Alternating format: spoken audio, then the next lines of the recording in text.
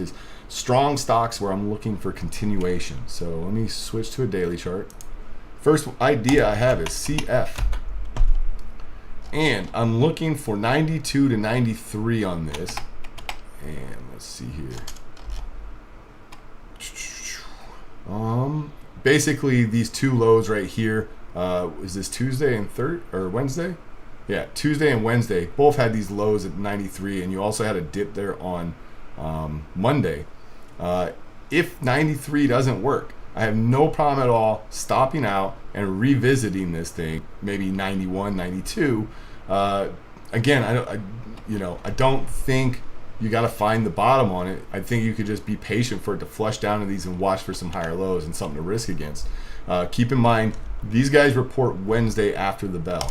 And I'm going to kind of try to move through these ideas a little bit quicker because I got a lot of them. There's a lot of ideas this week. So on the daily chart, you can clearly see that 92 level, right? Boom, boom, and then higher. One more flush down there. I think it's a good scoop, maybe 92. Next idea is AA. I'm looking for 62.50. Basically looking for Monday's lows. You got your quarterly pivot down there at 62.83. So any flush down there, I'm scooping. Hopefully you guys understand. We talked about this in the opening segment of the prep. I'm trading in the first 30 minutes. I want an emotional flush down to those levels, and I'm scooping it. I have stops in. I have targets. I'm nailing and bailing, and I'm going to hit some damn golf balls, guys. So, if this doesn't, let's say Monday morning, tomorrow morning, market opens, and this thing comes down to like 66, and then spends the next hour and a half dripping down to 62.50, and then bounces, or maybe goes lower, whatever. Don't DM me or hit me up and ask me if, Ricky, did you trade that? No, I didn't. It needs to happen in the opening 30 minutes, preferably the opening 10 minutes. Okay, that's the way I play these. Next idea is Twitter. And now I made a note, guys. Obviously, there's headline risk on this, okay? I like the chart. I'm thinking 44 to 45. If it can come down here again, I'm going to be a buyer. And I'm going to tell you this. I'm going to probably buy with leaving a piece of it for a swing, because I do feel like Elon gets this deal done, guys. I feel like he gets it done. I could be wrong, but keep in mind, it's just an arbitrage play, right? Special situation where, we already know the price that he offered was $54.20. We come down to 45. You're looking at a pretty decent discount to what he was offering. And, I feel like he's going to get this deal done. I could be wrong, but if I'm wrong, I would probably just cut it under, it's a swing, a small position with about 10 points of upside. I'd be willing to risk under 40. Okay, so if I can scoop 44s, I'll risk 4 points to make 11. That's on the swing.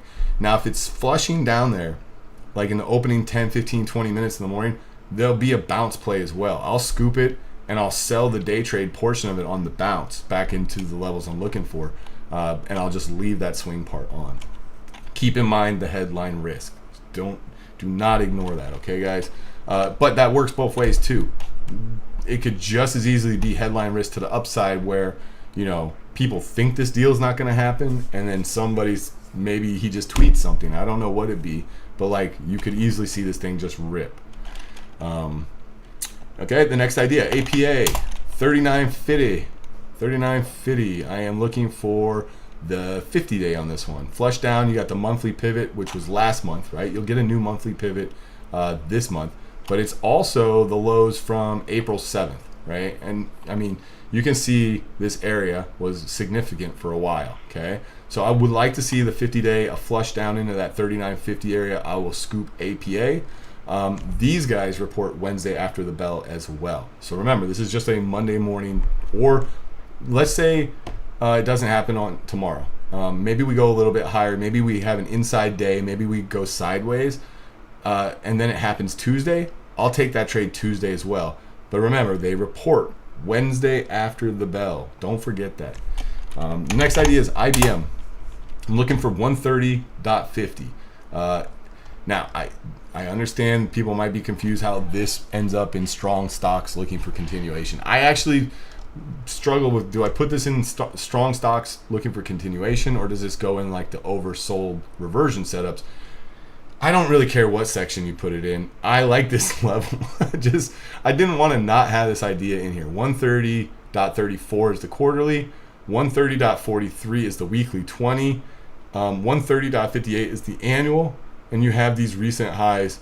I just want a little bit more capitulation down into those levels, and I'm going to try to bounce this one. IBM 130.5. Next section, oversold reversion setups. GE 70 is the first level that has my interest. You can see there's a gap to close down around 65. When you guys start to watch my Sunday preps, if you're new to this, understand one thing.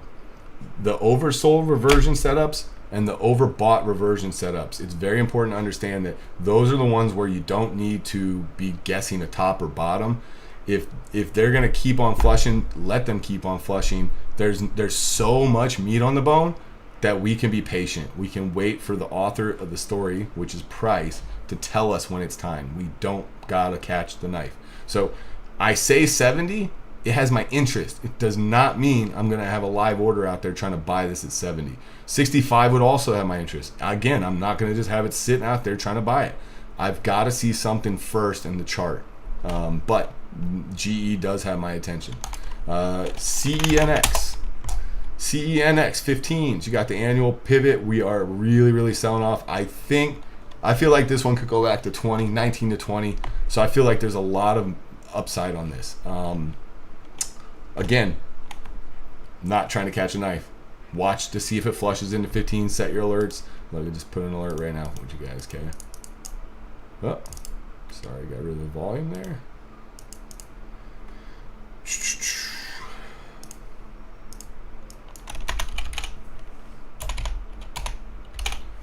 All right, guys.